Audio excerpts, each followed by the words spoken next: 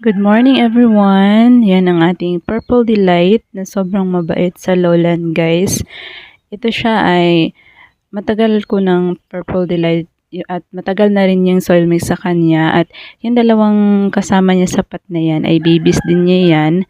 Until her last breath talaga ay binibigyan niya talaga ako ng babies at ayan tuyot na nga siya.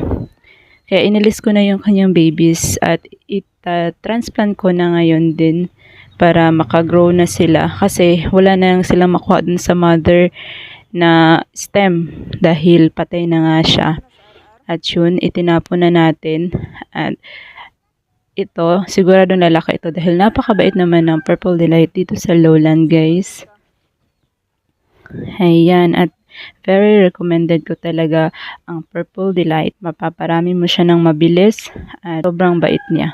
Till next time!